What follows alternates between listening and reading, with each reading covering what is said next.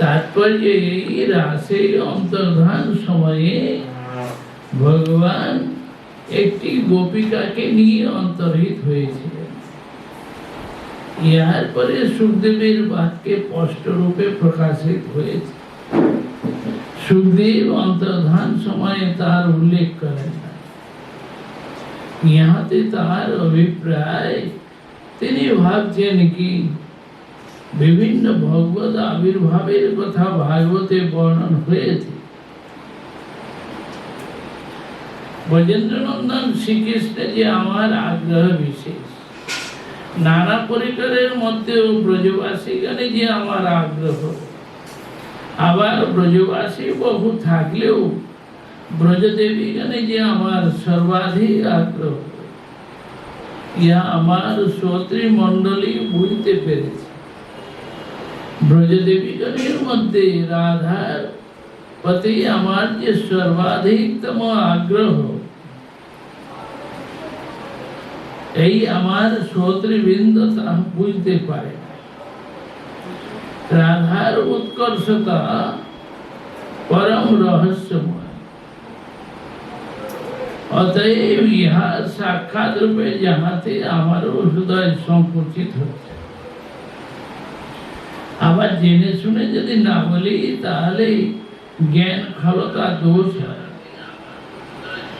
অতএব উভয় দিক রক্ষা করে রাধার সখীগণের বচনে তাহার মহিমা প্রকাশ করব। আবার সখীগণের বচনে সাধারণের অবিশ্বাস হতে পারে মনে করে তার তো রাধার সখী রাধার মহিমা বলবে, এই সম্ভাবনা আসতে পারে। এই জন্য বিপক্ষা আর সহিত পক্ষাগণের বচনেও রাধার মহিমা প্রকাশ করব।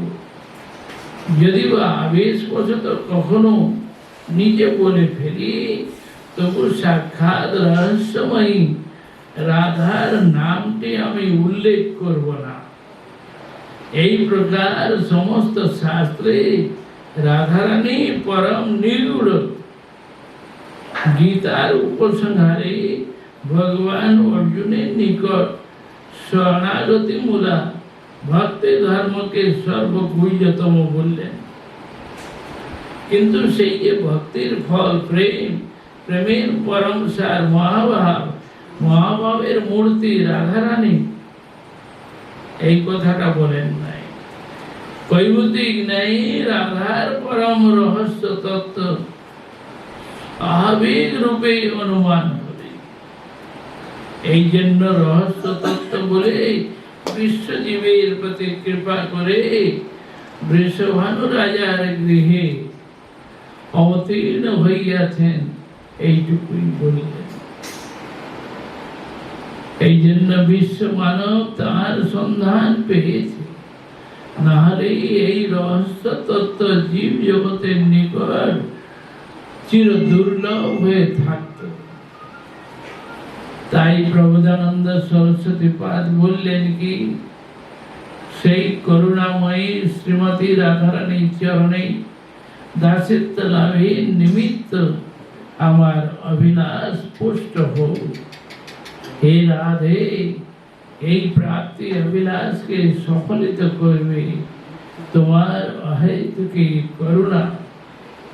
যে অযাচিত করুণা নিয়ে বৃষভানু রাজার গৃহে অবতীর্ণ হইয়াছে, সেই করুণার এক বিন্দু এই দিনার প্রতি বর্ষণ করো, এইটুকু অভিলাষা। শ্রীপাদের বৈদান্তিক বন্ধুগণ যদি বলেন, হে শ্রীপাদ, আপনি আজন্ম ব্রহ্মের উপাসনা করেছেন, আবার শেষকালে গোপ কুমারীর দাসী হতে যাচ্ছেন,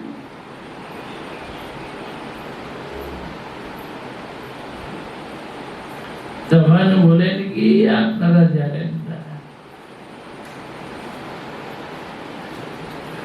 বললেন নির্বিশেষ ব্রহ্ম যাহার অঙ্গ কান্তি, সেই গোবিন্দের চমৎকারিতা যিনি সম্পাদন করেন, তাকে যিনি বশীভূত করে রেখেছেন, আমার উপাস্য দেবীর শ্রী অঙ্গের কান্তিমালা।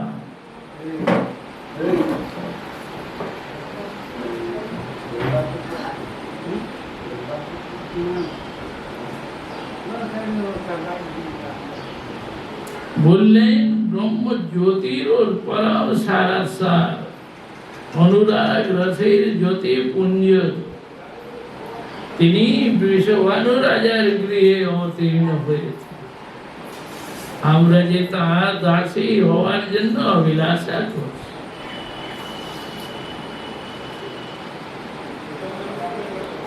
এই জন্য এই যে অন্যের পক্ষে দুর্লভ।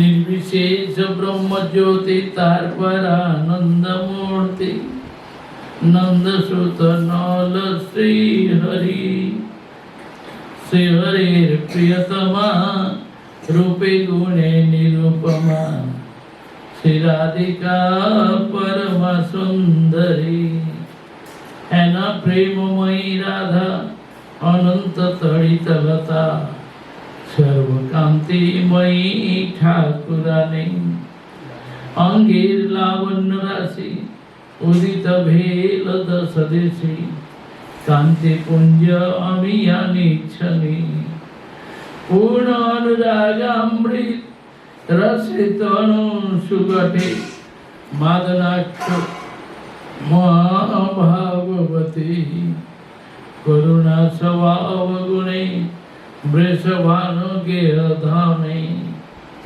उदित से राधिका श्रीमती पैछन ईश्वरी पद सेवामृत समपद हे पर लालसा मोर मने हे राधे मदीश्वरी वांछा पूर्ण कर प्यारी श्रीपाद प्रबोधानंद बने प्रेम लसद रस विलास विकास शब्द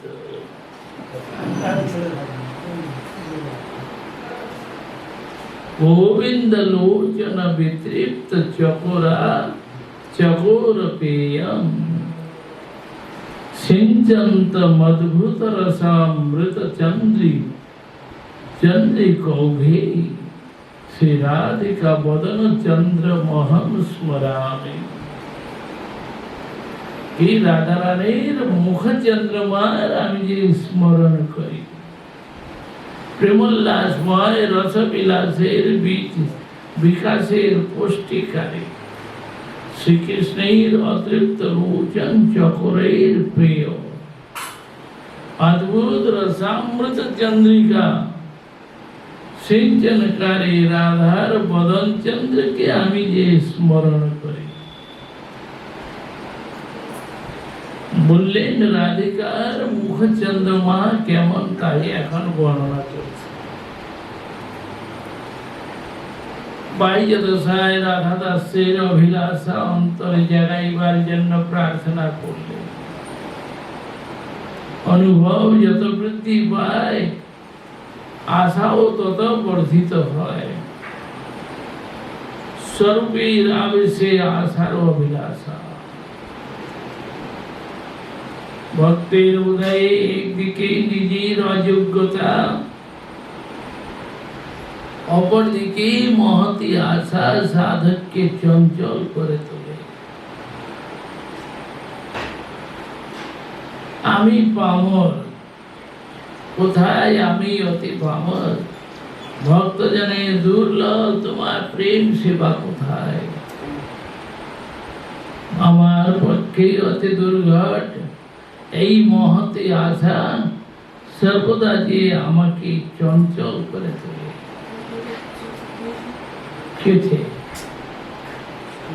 ইংলিশ ইংলিশ বলতে হবে না, এখন তো ইয়ে হচ্ছে না। স্বরূপের আবেশ অতি সুন্দর, আমি রাধা কিঙ্করী। এই আবেশে বহু অনর্থ দূরে সরে যায়। স্বরূপের আবেশ হলে সাধকের প্রাণে অভীষ্টের বিরহ অনুভব হয়। যার বিরহ নাই তার মিলনের আকাঙ্ক্ষাও জাগে না। ব্রজে কত বিরহ। বৃহৎ ভাগবতামৃতে জনশর্মার প্রতি গোপ কুমারের উক্তি, হে ব্রহ্মা, আমি বৃন্দাবনে সর্বদা परम आरती वरे रोदन करता हूँ। विरह विवशताय रात्रि दिवस अतिवाहित होतो। बहुकाल धरे समस्त साधन अनुष्ठान करेছিলাম, কিন্তু যা করেছি তা সুখের অথবা দুঃখের হয়েছে বুঝতে পারি নাই।